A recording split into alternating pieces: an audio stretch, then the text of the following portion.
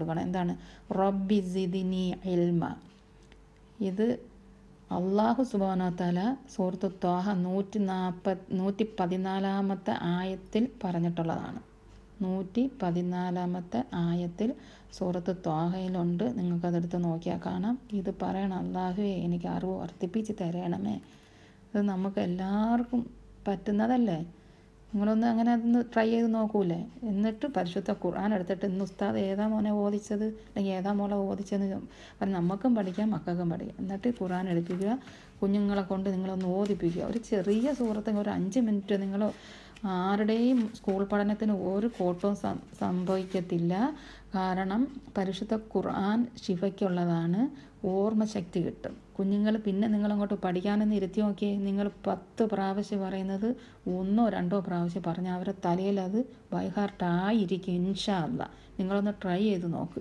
പിന്നെ അതുമാത്രമല്ല, പിന്നെ ആണെങ്കിൽ അതിൽ പിന്നെ ഈ ഓർമ്മശക്തി കിട്ടും. ശിഫയ്ക്കുള്ള എന്തെങ്കിലും കുഞ്ഞുങ്ങൾക്ക് അസുഖം ബുദ്ധിമുട്ടുണ്ടെങ്കിൽ ഈ പരിശുദ്ധ ഖുർആൻ്റെ ഒരു സൂറത്ത് ഓതുന്നതോടുകൂടി ആ അസുഖം ശിഫയാവും. എന്നിട്ട് ഇഷ്ഫീന്നൊന്ന് പറഞ്ഞ് കയ്യിലെ വെള്ളം കുഞ്ഞിൻ്റെ തലയിലൊക്കെ ഒന്ന് തടയിട്ട് നിങ്ങൾ കുഞ്ഞുങ്ങളൊന്ന് പഠിക്കാനിരുത്തി നോക്കിയേ. നിങ്ങളുടെ സ്കൂൾ പഠനത്തിൽ എത്രമാത്രം കുഞ്ഞുങ്ങൾ പുരോഗതിയിലായി വരുമെന്ന്. അതുപോലെ ഈ ഷെദ് മദ് ഇത് പറയുന്നത് ശ്രദ്ധിക്കണം. അത് ശ്രദ്ധിക്കാതെ നമ്മൾ എന്തെങ്കിലുമൊക്കെ പറഞ്ഞ് ഔദു ബില്ലാഹിമിനശ് ശൈത്താനിർ റജീം പിശാചും പോകില്ല, പിശാചിൻ്റെ കെട്ടും വീടൂല, അവൻ അവിടെ നിന്ന് പോകില്ല. അവൻ ഏറ്റവും കൂടുതൽ സന്തോഷിക്കുന്നത് പോവാതിരിക്കാനാണ്. കാരണം വഴി പിഴപ്പിക്കാൻ വേണ്ടി വന്നതല്ലേ.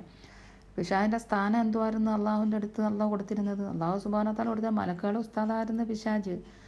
അതുമാത്രമല്ല, പിശാചാണെങ്കിൽ സ്വർഗത്തിൻ്റെ ഗേറ്റ് വാച്ചറും കൂടെ ആയിരുന്നു. അങ്ങനെ ആ ജോലിയിൽ അങ്ങനെ വലിയ പദവിയിലിരിക്കുമ്പോഴാണ് അള്ളാഹു സുബ്ഹാനഹു വ തആല ഭൂമിയിലെ ഖലീഫയെ സൃഷ്ടിക്കാൻ പോകുന്നുള്ള അറിയിപ്പ് മലക്കുകൾക്ക് കൊടുത്തത്. അപ്പോഴും മലക്കുകൾ പറഞ്ഞ്, അള്ളാഹു രക്തം ചിന്തയും കുഴപ്പമുണ്ടാവുകയും ചെയ്യുന്ന ഈ മനുഷ്യനെ സൃഷ്ടിക്കേണ്ട, ഞങ്ങളുണ്ടല്ലോ നിനക്ക് ഇബാദത്ത് ചെയ്യാനും. അള്ളാഹു സുബ്ഹാനഹു വ തആല ഇന്നി ആലമു മാലാ തഅലമു, നിങ്ങളറിയാത്തതിനെ എനിക്കറിയാം അള്ളാഹു സുബ്ഹാനഹു വ തആല പറഞ്ഞിട്ട് ആദമിനെ അള്ളാഹു എന്താണ് ഉദ്ദേശിച്ചത് അതനുസരിച്ച് ആദമിനെ സൃഷ്ടിച്ച് വെച്ചിട്ട് മലക്കുകൾ എല്ലാവരോടും പറഞ്ഞു വന്നിട്ട് ഈ ആദമിന് സുജൂദ് ചെയ്യും. അള്ളാഹുവിന് മാത്രമേ സുജൂദ് ചെയ്യാൻ പാടുള്ളൂ. പക്ഷേ അള്ളാഹു സുബ്ഹാനഹു വ തആല മനുഷ്യനായ ആദം നബി അലൈഹി സ്വലാമിനെ സുജൂദ് ചെയ്യിപ്പിച്ച് മലക്കുകളെ കൊണ്ട്. അപ്പോൾ ആര് മാറിയെന്ന് സുജൂദ് ചെയ്യാതെ? ഈ ശപിക്കപ്പെട്ട പിശാച് എന്ത് ചെയ്ത് മാറിയെന്ന്? സ്വർഗത്തിൽ മുൻ നേതാവായി നിർത്തിയിരുന്ന പിശാച് എന്ത് ചെയ്ത് മാറിയെന്ന് അള്ളാഹു തആല ചോദിച്ചു. എന്താണ് പിശാച്? എല്ലാ മലക്കുകളും സുജൂദ് ചെയ്ത്, നീ എന്തുകൊണ്ട് സുജൂദ് ചെയ്തില്ല? അപ്പോൾ പിശാച് എന്താണ് മറുപടി അള്ളാഹുവിന് കൊടുത്തതെന്നറിയോ? അള്ളാഹുവേ, എന്നെ നീ തീ കൊണ്ടാണ് സൃഷ്ടിച്ചത്, അതുകൊണ്ട് ഈ മണ്ണുകൊണ്ട് സൃഷ്ടിച്ച മനുഷ്യനിക്ക് ഞാൻ സുജൂദ് ചെയ്യൂല. ഈ മണ്ണിനേക്കാൾ ഉത്തമമാണ് തീ, അതുകൊണ്ട് ഞാൻ സുജൂദ് ചെയ്യൂല എന്ന് പറഞ്ഞ് അഹങ്കരിച്ച്. അപ്പോൾ അള്ളാഹു സുബ്ഹാനഹു വ തആല പറഞ്ഞേ, പിശാചേ, ഇനി നിനക്ക് എൻ്റെ സ്വർഗത്തെ സ്ഥാനമല്ല, ഔദു ബില്ലാഹി മിനശ് ശൈത്താനിർ റജീം. പിശാചിനെ അള്ളാഹു സുബ്ഹാനഹു വ തആല ശപിച്ച് പുറത്ത് പൊയ്ക്കോളാൻ പറഞ്ഞു. എന്നാൽ നിനക്ക് ഇനി ഇവിടെ സ്ഥാനമല്ലെന്ന് പറഞ്ഞു. അപ്പോൾ അവിടെ നിന്ന് തർക്കിച്ച് പിശാച് പോകാൻ തയ്യാറായില്ല. എന്താണ്? അള്ളാഹുവിന് ഓടാനോടി വർഷങ്ങളോട് ഇബാദത്ത് ചെയ്തുകൊണ്ടിരിക്കുകയല്ലേ. മലക്കുകളെ ഉസ്താദാക്കി അള്ളാഹു ഏൽപ്പിച്ച ജോലി ചെയ്തുകൊണ്ടിരുന്നതല്ലേ. ഗേറ്റും എല്ലാം സ്വർഗത്തിൻ്റെ ഗേറ്റും എല്ലാ ജോലിയും ചെയ്തുകൊണ്ടിരുന്നതല്ലേ പിശാച്. ഒറ്റയടിക്ക് ഒരു മനുഷ്യൻ കാരണം സുജൂദ് ചെയ്യാൻ ഒരൊറ്റ കാരണം കൊണ്ടല്ലേ പുറത്തോട്ട് ഇറങ്ങി പോകുന്നത്, പുറത്താക്കിയത് സ്വർഗത്തിൽ നിന്ന്. അപ്പോഴവിടെ നിന്നിട്ട് തർക്കിച്ച് നിന്ന് അള്ളാഹുവിനോട് ചോദിച്ചു, പടച്ചോനെ, എനിക്ക് എന്തായാലും ഞാൻ സ്വർഗത്തിൽ നിന്ന് പോകാൻ പശ്ചാത്തപിച്ച് മടങ്ങാനും തയ്യാറില്ല. പിശാച് ആ പിടിച്ച പിടിയിൽ തന്നെ നിന്ന് അഹങ്കാരിയായിട്ട്. അങ്ങനെ അള്ളാഹുവിനോട് ചോദിച്ച്, അള്ളാഹു സുബ്ഹാനഹു വ തആല എന്ത് വേണമെന്ന് ചോദിച്ചു. എന്നാൽ പറഞ്ഞു, ഖിയാമം വരെ വരുന്ന ഈ മനുഷ്യരെ, ആദം നബി അലൈഹി സ്വലാം കാരണമാണല്ലോ പിശാച് പുറത്തു പോകാൻ പോകുന്ന സ്വർഗത്തിൽ നിന്ന്. അതുകൊണ്ട് ഖിയാമം വരെ വരുന്ന ജനങ്ങളെ വഴി പിഴപ്പിക്കാനുള്ള ഒരു അധികാരം വേണമെന്ന് പറഞ്ഞു. അള്ളാഹു സുബ്ഹാനഹു വ തആല പറഞ്ഞ്, അധികാരമൊക്കെ തരാം, പക്ഷേ എൻ്റെ യഥാർത്ഥ അടിമകളെ നിനക്ക് വഴി പിഴപ്പിക്കാൻ പറ്റൂല. ഇനി നീ പറയുന്ന കേൾക്കുന്ന അനുസരിച്ച് നിന്നോടൊപ്പം വരുന്ന നിൻ്റെ കൂട്ടാളികളും നീ ഏത് നരകത്തിലേക്കാണ് നിന്നെ ഇറക്കി വിട്ടിരിക്കുന്നത് അതേ നരകത്തിലേക്കായിരിക്കും, തീയിലായിരിക്കും. തീ കൊണ്ടല്ലേ സൃഷ്ടിച്ചിരിക്കുന്ന, തീ തന്നെ ആയിരിക്കും പോകുന്നതെന്ന് പറഞ്ഞിട്ടുണ്ട്. അള്ളാഹുവിൻ്റെ വാക്കാണ്, അതൊരിക്കലും അത് വെറുതെ ആകൂല. അതുകൊണ്ട് വളരെ ശ്രദ്ധിച്ചോണം. ഒരു ഔദു ബില്ലാഹി മിനശ് ശൈത്വാനിർ റജീം വഴിപിഴപ്പിക്കാനായി അള്ളാഹുവിൻ്റെ നിന്ന് ഓർഡർ വാങ്ങിച്ചെന്ന പിശാചിൻ്റെ ശറിയിൽ നിന്ന് നമ്മളും നമ്മളെ മക്കളെയും നമ്മളെ കുടുംബക്കാരെയും വീട്ടിനകത്ത് കയറാതെയൊക്കെ സൂക്ഷിച്ചോണം. ഈ ഒരു ഔദു ബില്ലാഹി മിനശ് ശൈത്വാനിർ റജീം തെറ്റില്ലാതെ ഷെദ്ദും അതിൻ്റെ ക്ലിയറായിട്ട് ഇതാൻ്റെ പുള്ളിയൊക്കെ ശ്രദ്ധിച്ചൊന്ന് ഓതണം. മക്കൾക്ക് ഓതി കൊടുത്തിട്ട് നിങ്ങൾ പഠിക്കാനിരുത്തിക്കോ. ഉറങ്ങാൻ കിടക്കുമ്പോൾ ഇതൊക്കെ ഒന്ന് ചെല്ലി കുഞ്ഞുങ്ങളെ ഒന്ന് കിടത്തിക്കോളി. ഒരു പ്രശ്നം ഉണ്ടാവില്ല, പിശാചെടുക്കത്തില്ല. അല്ലെങ്കിൽ നമുക്ക് സുബൈക്ക് പോലും എഴുന്നേൽക്കാൻ പറ്റാത്ത രീതിയിൽ ആയത്തെക്കുറിച്ച് ഓതുക. ഒക്കെ ഓതി കുഞ്ഞുങ്ങളെപ്പോഴേ ചെയ്യും. പിന്നെ നിങ്ങൾ ആവശ്യമൊന്നും ഉണ്ടാവില്ല. കുഞ്ഞുങ്ങൾ കറക്റ്റ് ഇങ്ങനെ നല്ലതുപോലെ ക്ലിയറായിട്ട് ഖുർആൻ ഓതും. ഉസ്താദന്മാർ പഠിപ്പിച്ച് കൊടുക്കുമ്പോൾ അവർക്ക് പിന്നെ ഉസ്താദിൻ്റെ ഒന്നും അടിയൊന്നും കൊള്ളത്തില്ല. നിങ്ങളൊന്ന് ഇച്ചിരി ഒന്ന് ഹെൽപ്പ് ചെയ്ത് കൊടുത്താൽ മതി. അവർ നല്ലതുപോലെ ഖുർആൻ ഓതും. ഉസ്താദിനും സന്തോഷമാകും.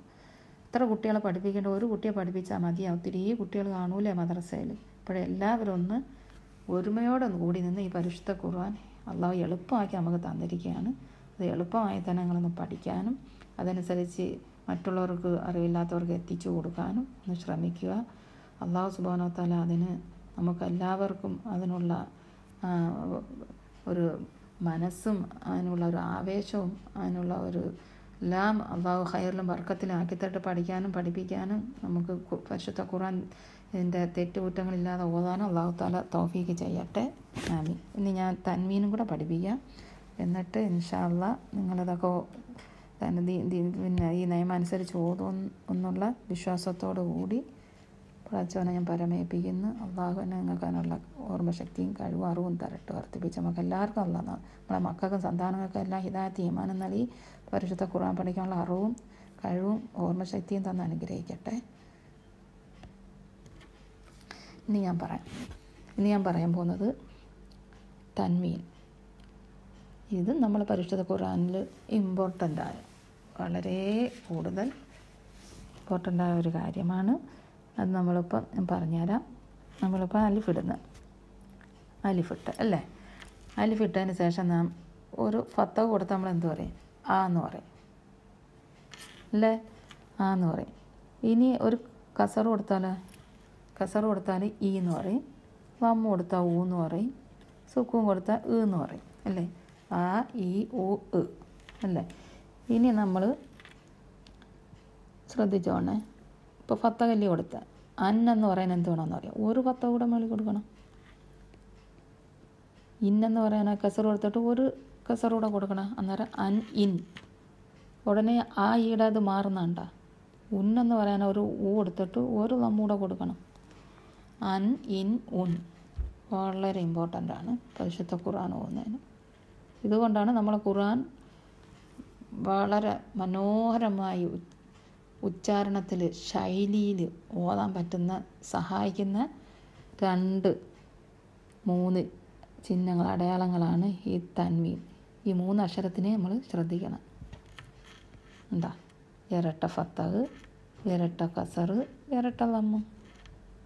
അറിഞ്ഞൂടാ, ഇങ്ങനെ വരും ഖുർആനിൽ ഒരുപാട് സ്ഥലത്ത്. ഖുർആൻ ഫുള്ള് ഇനി ഒരുപാട് സ്ഥലത്തെന്ന് പറയേണ്ട ആരും 30 ജുസൂല്. തൻവീന് ഇരട്ട കസറ് 3 എണ്ണേ ഉള്ളു, 28 അക്ഷരം പോലെ. അതുകൊണ്ട് ആരും ബേജാറായി എന്നും വേണ്ട. എളുപ്പം തന്നെയാണ്, പെട്ടെന്ന് തന്നെ നിങ്ങൾക്ക് മനസ്സിലാക്കാൻ കഴിയും. ഓക്കെ. അപ്പോഴെങ്ങനെയാണ് നമ്മളത് ഉച്ചരിക്കേണ്ടത്? ഇതിനാണ് ഞാൻ നിങ്ങൾക്ക് തജ്വീദ് ഇതിന് മുന്നിൽ ഞാൻ പറഞ്ഞു വിട്ടത്, തജ്വീദ് നിയമം പഠിപ്പിച്ചത്. ഇതിന് മുന്നിൽ ഈ ഓരോ അക്ഷരങ്ങൾക്ക് മുന്നിൽ ഇതുപോലെ ഇരട്ട ഫത്തഹ്, ഇരട്ട കസർ, ഇരട്ട ലമ്മ് വരും. അപ്പോഴെങ്ങനെയാണ് ഏതൊക്കെ അക്ഷരങ്ങൾക്ക് മുന്നിൽ വരുമ്പോൾ ഈ നൂനിനെയും ഇരട്ട ഫത്തഹ്, ഇരട്ട കസർ, ഇരട്ട ലമ്മിനെയൊക്കെ നമ്മൾ വെളിവാക്കണം. ഏതൊക്കെ അക്ഷരങ്ങൾക്ക് മുമ്പിൽ വരുമ്പോൾ ഇതിനെ മണിച്ച് മറച്ച് വയ്ക്കണം. ഏതൊക്കെ അക്ഷരത്തിന് മുന്നിൽ വരുമ്പോൾ ഹെവിയായിട്ട് മണിക്കണം. ഏതൊക്കെ അക്ഷരത്തിന് മുന്നിൽ വരുമ്പോൾ ഈ തൻവീനെയും ഇരട്ട കസറിനെ ഇരട്ട ലമ്മിനെയും മണിക്കാനും പാടില്ല, വെളിവാക്കാനും പാടില്ല. ഏത് ഒരക്ഷരത്തിന് മുന്നിൽ വരുമ്പോൾ ഈ ഇരട്ട ഫത്തഹ്, ഇരട്ട കസർ, ഇരട്ട ലമ്മ് പിന്നെ മാറ്റി മറിക്കണം, മീമാക്കി മാറ്റണം. അതുപോലെ ഒരക്ഷരം കൂടെ നമ്മൾ 28 അക്ഷരത്തിൽ ഒരക്ഷരം കൂടെ ഉണ്ട്, നൂന്, സുക്കൂനുള്ള നൂന്. ഇവരാണ് താരം. നമ്മളെ ഖുർആനെ നീട്ടുകയും നല്ല രാഹത്തോടെ ഓതാനും പിന്നെ മണിക്കാനും നല്ല മാധുര്യത്തോടെ ഓതാനെല്ലാം സഹായിക്കുന്ന ഈ ചിഹ്നങ്ങളാണ്, ഈ അക്ഷരങ്ങളാണ് ഇത്രയും. പിന്നെ മന്ത് ഞാൻ പറഞ്ഞില്ല, നീട്ടാൻ ഉപയോഗിക്കുന്നത് ഇത് ഉണ്ടോ? 1, 2, 3. പിന്നെ ഷെദ്.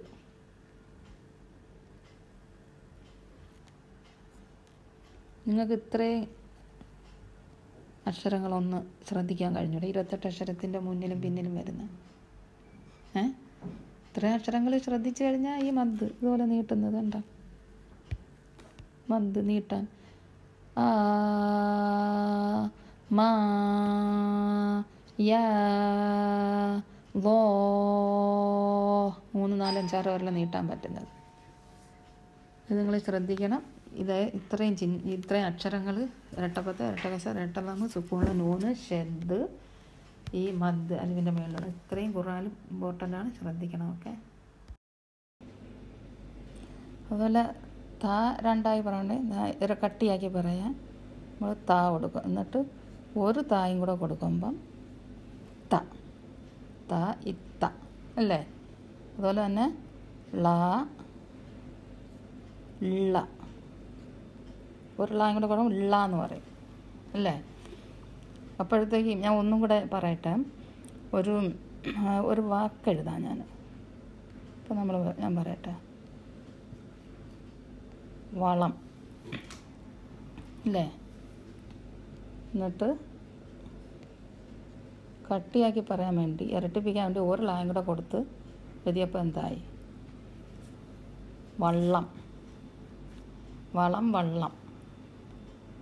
അർത്ഥം മാറുന്നുണ്ട. വളം കൃഷിക്ക് ഉപയോഗിക്കുന്നത്, വള്ളം നമ്മൾ തുഴയാനൊക്കെ ഉപയോഗിക്കുന്നത്. ഒരു ളായും കൂടെ വന്നപ്പോൾ അർത്ഥം മാറിയതുണ്ട.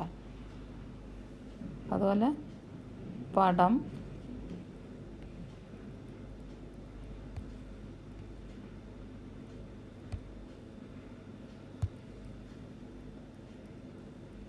പടം, പട്ടം. ഇതുപോലെ അങ്ങനെ അർത്ഥം മാറും. ഒരക്ഷരം കൊണ്ട് ഇരട്ടിക്ക് പറയുമ്പം അർത്ഥം ഇങ്ങനെ പറയും. പടം വേറെ, പട്ടം വേറെ, കട വേറെ, കട്ട വേറെ അല്ലേ. അർത്ഥങ്ങൾ മാറുന്നുണ്ട്. ഇതുപോലെ പരിശുദ്ധ ഖുർആനിലാണെങ്കിൽ നമ്മൾ ഒരക്ഷരത്തിനെ നമ്മൾ കട്ടിക്ക് ഇരട്ടിപ്പിച്ച് പറയാൻ പരിശുദ്ധ ഖുർആനിലാണെങ്കിൽ എന്തായി? ഒരു ഷെദ് കൊടുക്കും. ഒരു ഷെദ് കൊടുക്കുമ്പോഴത്തേക്ക് 2 അക്ഷരമാവും. ഇപ്പോൾ ത, ത. ഇത് കട്ടിക്ക് പറയാൻ, ഇരട്ടിക്ക് പറയാൻ വേണ്ടിയിട്ട് ഈ തായ്ക്കൊരു ഷെദ് കൊടുത്താൽ മതി. ത, ത. ഇപ്പോഴെന്തായി? ആദ്യം എഴുതി താണ്, രണ്ടാമത്തത് ഒരക്ഷരവും കൂടെ എടുത്താൽ മലയാളത്തിൽ വരുമ്പോൾ ത നമ്മൾ പറയില്ല. അതുപോലെ ത, ത. കട്ടിക്ക് പറയാം. അങ്ങനെ 28 അക്ഷരങ്ങൾക്ക് ഇങ്ങനെ ഷെദ്ദുകൾ വന്നുകൊണ്ടിരിക്കും. ആ ഷെദ് വരുമ്പോൾ നമ്മൾ എന്ത് പറയണം? 27 അക്ഷരങ്ങൾ അലിഫിനൊഴിച്ച് ബാക്കി എല്ലാ അക്ഷരങ്ങൾക്കും ഷെദ് വരും. ഷെദ് വരുമ്പോൾ കട്ടിയായി പറയണം. അല്ലെങ്കിൽ ഇപ്പം പടം, പട്ടം എന്നൊക്കെ പറഞ്ഞില്ലേ, ഇതുപോലെ അർത്ഥം മാറിപ്പോവും. ഖുർആനിലാണെങ്കിലും ഇതുപോലെ അർത്ഥ വ്യത്യാസം വരും. മനസ്സിലായോ? അതുപോലെ തന്നെ നമ്മൾ സൂറത്തുൽ ഫാത്തിഹ ഓതുമ്പം നമ്മൾ ഇയ്യാക നഅ്ബുദു വ ഇയ്യാക നസ്തഈൻ. ഇപ്പം ഞാൻ നമ്മളിങ്ങനെ യാ എഴുതുന്നു, വെറും യാ ആണ്. അതിന് കട്ടിക്ക് പറയാൻ വേണ്ടിയിട്ട് നമ്മൾ ഇയ്യ ഉണ്ടോ? ഈ ഇയ്യ ആണ് നമ്മൾ കട്ടിക്കാണ് നമ്മൾ ഖുർആനിൽ ഓതുമ്പോഴത്തേക്ക് 2 അക്ഷരമാണെന്ന് മനസ്സിലാക്കണം. ഇയ്യാക നഅ്ബുദു വ ഇയ്യാക നസ്തഈൻ. അങ്ങനെ തന്നെ പറയണം, അല്ലെങ്കിൽ അർത്ഥം മാറിപ്പോവും. എന്താ അർത്ഥം മാറുന്നതെന്ന് പറഞ്ഞാൽ ഇയ്യാക നഅ്ബുദു വ ഇയ്യാക നസ്തഈൻ, നിന്നെ മാത്രം ഞങ്ങൾ ആരാധിക്കുന്നു, നിന്നോട് മാത്രം ഞങ്ങൾ സഹായം ചോദിക്കുന്നു എന്നാണ് ഇയ്യാക നഅ്ബുദു. ഇയ്യാക നഅ്ബുദു വ ഇയ്യാക നസ്തഈൻ. ഇനി നമ്മളത് ഈ വെറും യാ വെച്ച് മാത്രമാണ് പറയുന്നതെങ്കിൽ, ഇയ്യ എന്നല്ലാതെ